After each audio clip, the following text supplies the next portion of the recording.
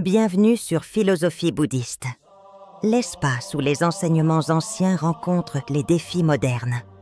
Ici, nous explorons la sagesse du Bouddha pour cultiver la paix intérieure, la compassion et l'épanouissement. Ce matin-là, le réveil n'a pas sonné. Ou peut-être que si, mais vous n'y avez pas prêté attention. Le corps pesait lourd, comme si la nuit n'avait rien réparé. Un comprimé pour la fatigue, un autre pour l'anxiété, et un café pour simuler un élan vital qui ne venait plus naturellement. Ce scénario, répété sans fin, semble être devenu la norme pour des millions de personnes. Et pourtant, une question s'infiltre lentement dans l'esprit. Pourquoi certains se relèvent plus vite que d'autres? Pourquoi cette fatigue récurrente, malgré les traitements, malgré les bonnes intentions? Il y a une fracture invisible, un écart entre les soins que l'on reçoit et la guérison véritable que l'on attend. Ce que l'on vous a rarement dit, c'est que le corps écoute. Il entend vos silences, vos pensées, vos inquiétudes.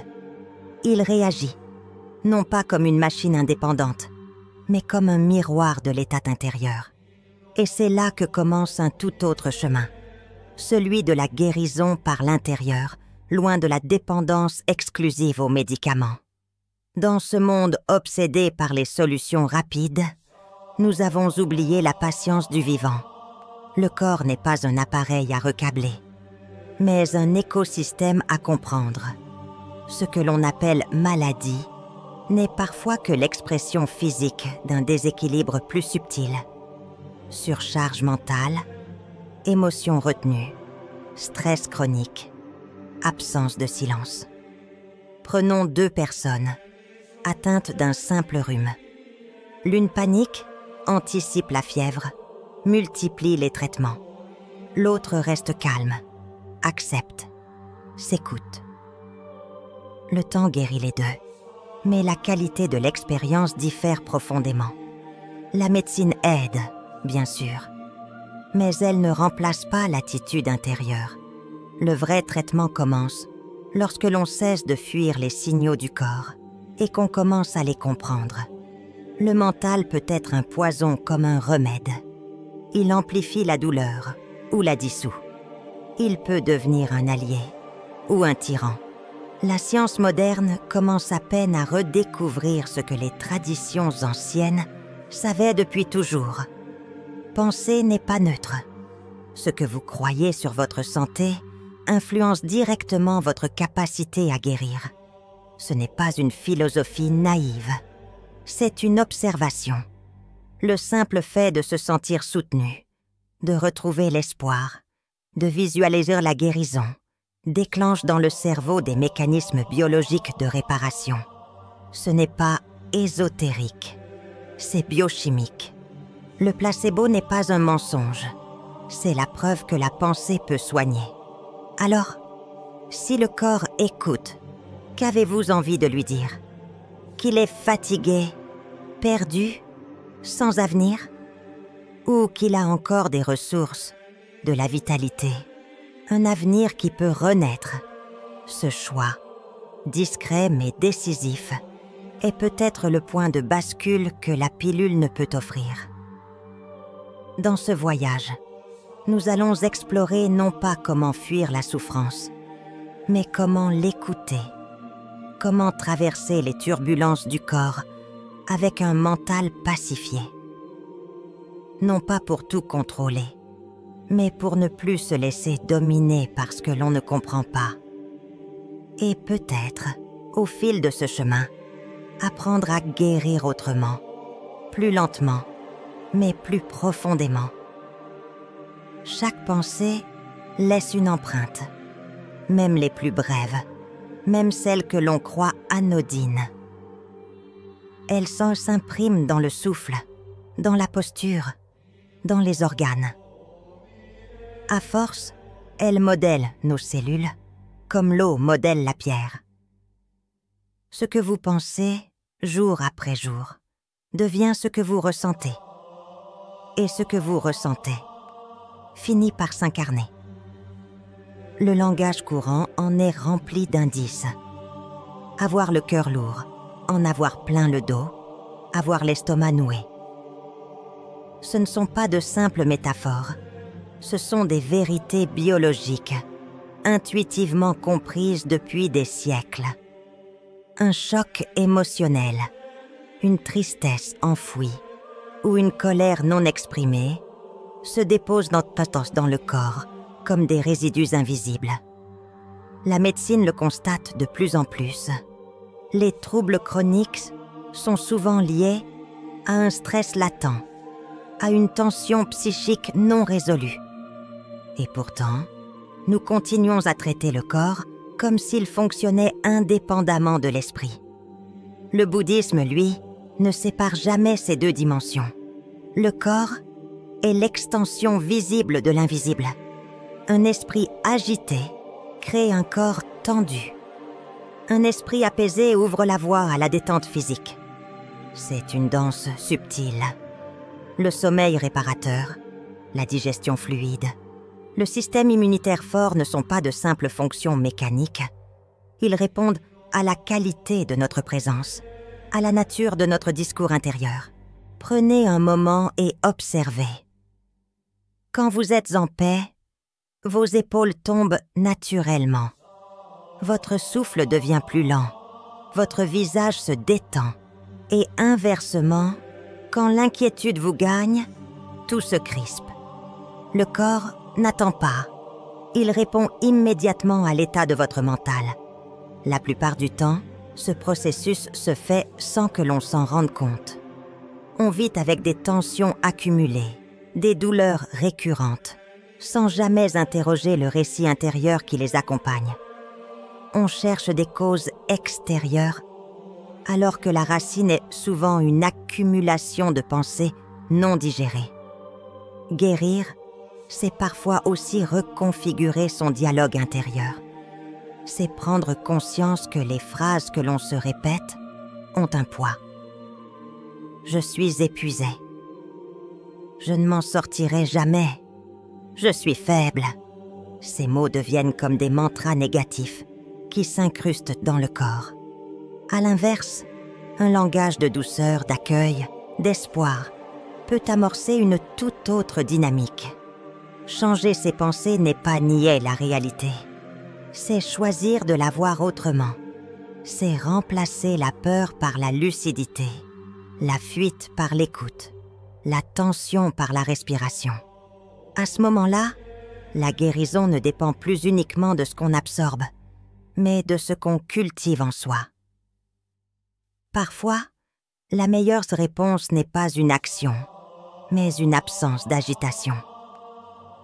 Dans une époque où tout nous pousse à réagir, à intervenir, à consommer une solution, il est presque révolutionnaire de ne rien faire, de s'asseoir, de respirer, d'écouter.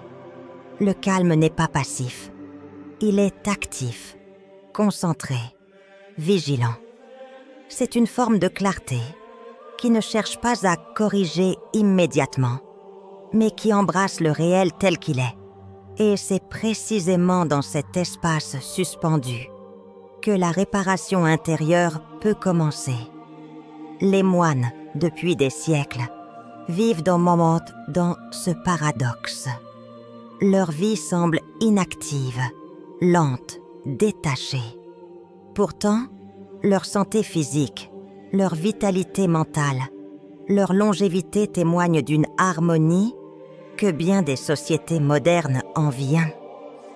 Leurs rituels, leur alimentation, leur méditation, leur silence sont des gestes de soin, non pas imposés par la maladie, mais intégrés à la vie quotidienne. Quand le tumulte intérieur s'apaise, le corps trouve enfin l'espace pour se réguler. Ce n'est pas une magie, c'est un retour à l'équilibre. L'intelligence du vivant sait comment guérir, mais elle a besoin qu'on la laisse œuvrer. Vous avez sans doute connu ce moment où une douleur tenace disparaît subitement, sans traitement particulier. Ou encore cette fatigue chronique qui s'estompe après quelques jours de tranquillité. Ces guérisons spontanées ne sont pas des anomalies. Elles sont les preuves que le calme est un sol fertile pour la régénération.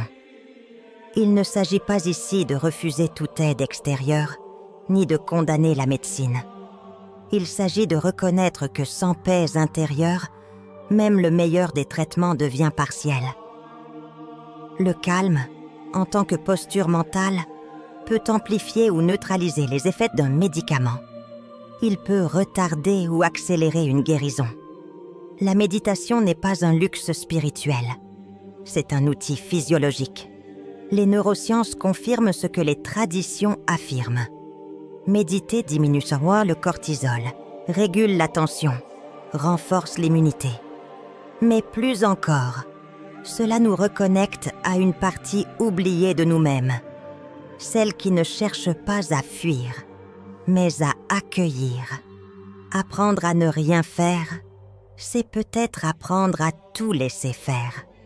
Et dans ce lâcher-prise, naît une énergie nouvelle, plus durable que celle d'un stimulant, plus douce que celle d'un antidouleur. L'élan de vie pure, sans interférence.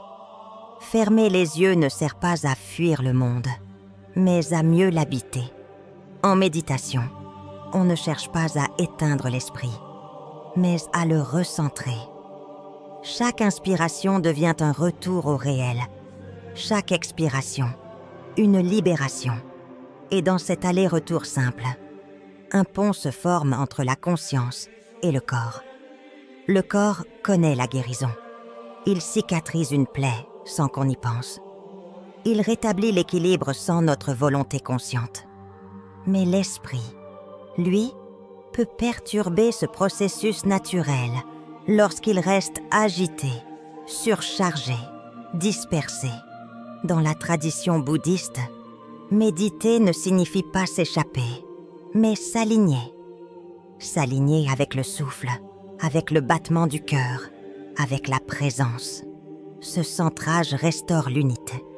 Et cette unité, elle, est thérapeutique. Prenons l'exemple de la douleur. Lorsqu'elle est observée, accueillie dans un espace de calme, elle change. Elle devient moins envahissante. Parfois même, elle s'efface. Ce n'est pas une illusion. C'est l'effet direct de l'attention bienveillante. Le mental, lorsqu'il n'est plus dans la résistance, cesse d'alimenter le feu. Il apaise. Il ouvre un espace dans lequel la douleur peut se diluer. C'est dans ce même espace que les émotions figées commencent à se mouvoir. Ce n'est plus un combat, mais une danse. La méditation ne demande rien de spectaculaire. Elle commence là, assis, les yeux fermés, le dos droit, l'esprit ouvert. 5 minutes suffisent pour faire une différence. Pas besoin de chercher l'extase. Le simple fait d'être là, présent, change déjà la chimie du corps. Et plus encore, méditer régulièrement, c'est apprendre à ne plus s'identifier à ses douleurs, à ses peurs, à ses ruminations. C'est se désengager du récit intérieur négatif. C'est créer un nouveau rapport à soi-même, plus doux, plus stable. En définitive, ce n'est pas le silence extérieur qui guérit. C'est celui que l'on crée en soi. Ce vide fertile, ce lieu de calme au centre du tumulte. C'est là que l'intelligence naturelle du corps s'éveille pleinement. Il est des douleurs que même les meilleurs traitements ne parviennent pas à effacer. Des blessures invisibles, incrustées dans la mémoire, logées au plus profond du corps. On ne les touche pas, mais on les sent. Chaque souvenir douloureux, chaque mot non pardonné, chaque rancune entretenue devient comme une tension silencieuse, étirée dans le temps. Et ces tensions-là, bien plus que les agressions extérieures, usent notre fadio, usent notre force vitale. Le pardon, pourtant, est rarement évoqué comme un acte de guérison. Il est souvent perçu comme un acte moral ou un geste envers l'autre. mais dans sa forme la plus pure. Il n'a rien à voir avec les autres. Le pardon, c'est un choix intime, une libération de soi envers soi. Ce n'est pas oublier, ni excuser, ni justifier. C'est arrêter de porter. C'est déposer le fardeau. Le corps n'oublie pas ce que l'esprit tente de fuir. Il emmagasine. Une colère non exprimée devient insomnie. Un chagrin non accueilli devient fatigue chronique. Un regret refoulé devient tension musculaire. Et à mesure que les années passent, le corps, saturé, commence à parler plus fort. Douleurs inexplicables, maladies récurrentes, dérèglements hormonaux. Le pardon est alors une forme d'alchimie. Il transforme le plomb des émotions lourdes en énergie disponible. Il ne change pas le passé, mais il libère l'avenir. Il restitue au corps sa fluidité naturelle. Mais comment pardonner quand la douleur est encore vive? Comment relâcher quand le cœur reste en défense? La réponse n'est pas dans l'effort, mais dans l'acceptation. Il faut d'abord reconnaître que la blessure existe, sans la minimiser. Lui offrir un espace, un nom, une légitimité. Ce n'est qu'en accueillant la souffrance qu'on peut cesser de s'y identifier. Un exercice simple consiste à visualiser l'émotion comme une entité distincte. Ce n'est pas vous, ce n'est pas votre essence, c'est une onde passagère. Et en l'observant avec compassion, elle perd sa force. Peu à peu, elle devient plus fluide, plus mobile, jusqu'à se dissoudre dans une respiration. Le bouddhisme enseigne que la colère est comme un charbon brûlant qu'on garde dans sa main, en espérant brûler l'autre. Plus on s'y accroche, plus on souffre. Pardonner, c'est ouvrir la main, c'est cesser de nourrir la flamme. Les scientifiques eux-mêmes ont mesuré les effets du pardon sur la santé. Diminution de la pression artérielle, meilleure qualité de sommeil, réduction du stress, amélioration du système immunitaire. Ce que le cœur relâche, le corps le ressent. Ce que l'âme apaise, la chair l'intègre. Ce processus peut être long. Il demande du courage. Mais à chaque pas, une énergie nouvelle émerge, plus stable, plus douce, plus proche de ce que nous sommes vraiment. Et dans cet espace vidé de rancune, la guérison devient enfin possible. Nous sommes conditionnés à croire que le contrôle est une forme de force. Qu'en maîtrisant nos horaires, nos objectifs, nos émotions, nous pourrons éviter la souffrance. Pourtant, la vie n'obéit pas à nos plans. Elle déborde, elle surprend, elle dérange. Et c'est précisément dans cette résistance au réel que naît une grande part de notre mal-être. Lâcher prise, contrairement à ce que l'on croit, n'est pas de la faiblesse. C'est l'un des actes les plus puissants qu'un être humain puisse poser, car il suppose une confiance dans ce qui nous dépasse. Il ne s'agit pas de tout abandonner, mais de renoncer à l'illusion de maîtrise. Il ne s'agit pas de ne plus agir, mais de ne plus lutter contre l'imprévisible. Le stress chronique, les tensions physiques, la fatigue mentale proviennent souvent de ce tiraillement entre ce que l'on veut et ce qui est. Une réalité intérieure se bat contre une réalité extérieure. Le corps, pris en otage dans ce conflit invisible, se contracte. Et à mesure que la tension s'installe, il s'épuise. Lâcher prise, c'est redonner au corps un espace de détente. C'est reconnaître que l'on n'a pas à tout porter, pas à tout réparer, pas à tout comprendre immédiatement. C'est reposer, respirer, écouter. Le bouddhisme parle d'attachement comme cause première de la souffrance. Attachement à nos désirs, à nos peurs, à nos attentes. Ce ne sont pas les événements eux-mêmes qui nous détruisent, mais le lien rigide que nous entretenons avec eux. En apprenant à lâcher, on apprend à vivre avec plus de fluidité. Il y a un pouvoir dans l'abandon conscient, un calme qui naît lorsque l'on cesse de forcer. Cela ne signifie pas l'inaction. Cela signifie agir depuis un autre endroit. Non plus la peur mais la présence. Non plus l'obsession, mais la confiance. Dans la nature, rien ne lutte. L'eau contourne les obstacles. Le vent s'adapte. Le soleil ne force pas sa lumière. Et pourtant, tout s'accomplit. En s'inspirant de cette sagesse élémentaire, nous découvrons une autre manière d'être au monde. Plus souple, plus alignée, plus apaisée. Pratiquer le lâcher-prise au quotidien, c'est aussi arrêter de ruminer.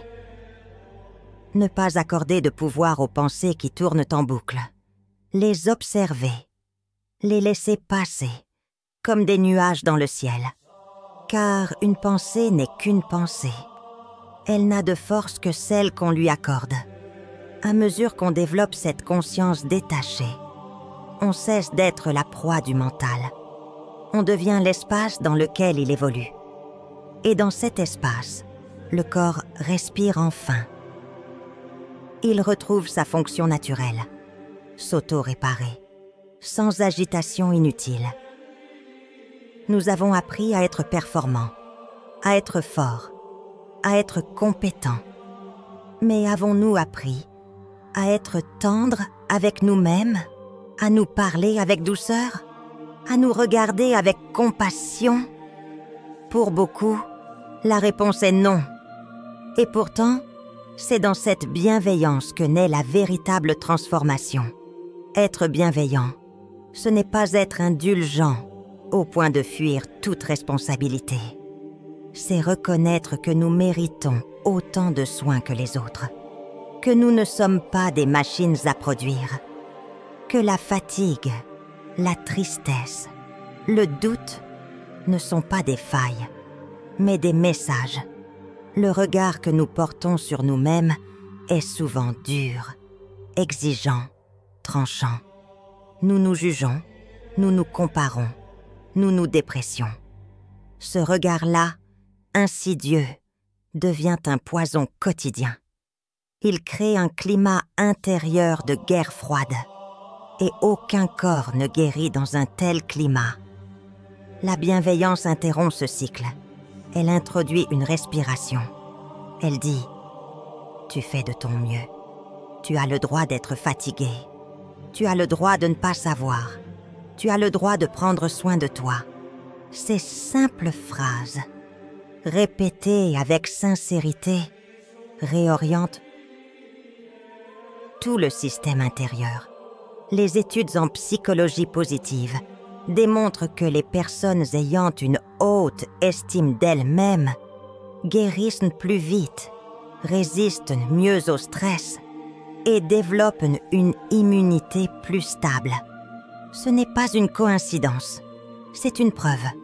L'amour que l'on se porte nourrit directement le corps. La compassion, selon les enseignements bouddhistes, n'est pas une émotion.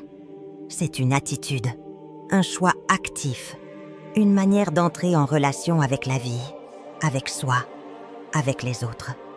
Elle ne dépend pas de ce que l'autre mérite. Elle découle de ce que nous sommes profondément. En cultivant la compassion envers soi-même, on cesse de fonctionner sous la pression. On entre dans un rythme plus juste. On prend le temps de guérir. On s'autorise à exister sans avoir à prouver. Et ce changement, minuscule en apparence, a des répercussions immenses. Car un être qui se traite avec bienveillance traite aussi mieux les autres. Il diffuse autour de lui une qualité de présence qui transforme. Dans ce monde blessé, la bienveillance est une médecine urgente. Non pas une stratégie, mais un art de vivre. Un remède silencieux. Une chaleur réparatrice. Quand l'agitation se retire, quand les pensées cessent de courir, quand le corps retrouve son souffle naturel, un espace s'ouvre, un espace d'équilibre, non pas celui, illusoire, d'une perfection sans faille, mais celui, plus profond, d'une harmonie entre ce que nous pensons, ce que nous ressentons et ce que nous vivons. Cet équilibre n'est pas permanent. Il fluctue. Il demande une attention quotidienne. Mais plus on le cultive, plus il devient notre point de retour. Il devient une référence intérieure, une boussole. Et c'est cela, peut-être, la vraie santé, la capacité à revenir à soi. Ce chemin ne rejette pas la médecine. Il ne nie pas les traitements. Il les complète. Il leur redonne leur juste place. Car un médicament agit mieux dans un terrain pacifié. Une thérapie devient plus efficace quand l'esprit y collabore. Le soin extérieur gagne en puissance quand l'intérieur s'aligne. Revenir à l'équilibre, c'est aussi revenir à des choses simples. Dormir avec régularité, manger en conscience, marcher lentement, respirer profondément. Ce ne sont pas des révolutions. Ce sont des rappels, des invitations à retrouver un rythme plus naturel, plus humain.